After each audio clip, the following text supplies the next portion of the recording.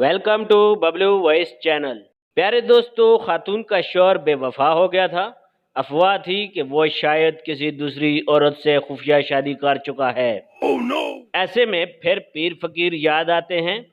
उसे पता चला कि आबादी से दूर फलां पहाड़ी पर एक पहुंचे हुए बुजुर्ग की खानकाह है। खातून उस बुजुर्ग से मिलने चल निकली। बड़ी मुश्किल से जब खानकाह पहुंची तो बुजुर्ग ने पूछा कि कैसे आना हुआ।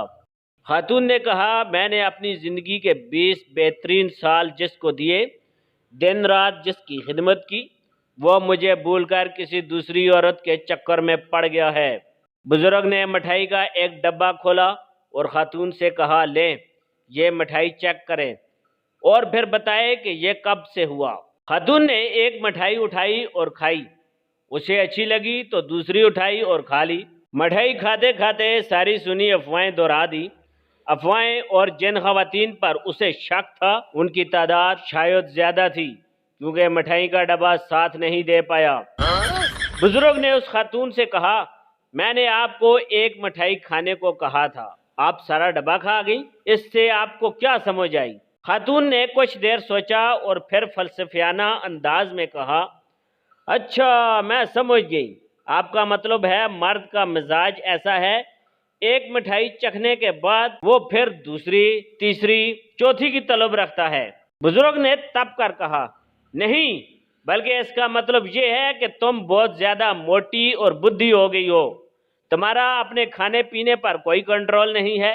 तुम्हारे मसाइल कोई तावीज़, कोई दम ठीक नहीं कर सकते।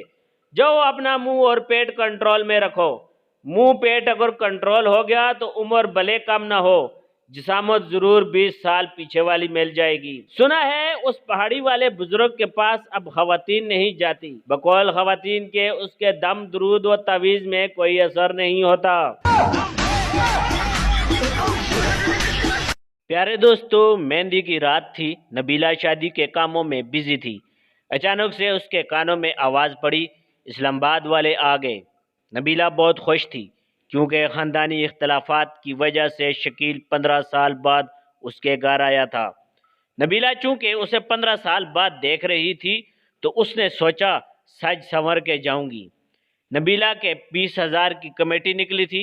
उसने सारे पैसे पार्लर वाली को दिए और कहा, ऐसा बना दे कि शकील देखता ही रह जाए। पार्लर वाली, जो कि खुद खौफनाक थी, कहती है आप फिक्र ना करें।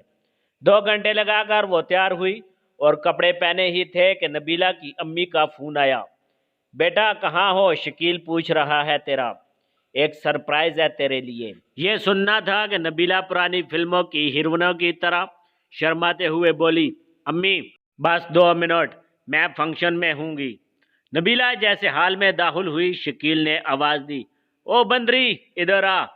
नबीला भाग कर गई और शकील बच्चा पकड़ाते हुए, बेटा ये रही तुम्हारी फुफ्फो, और साथ में शकील ने पैम्पर भी दिया बदलने के लिए। नबीला दिल में, टूट पैणा मेरी कमेटी।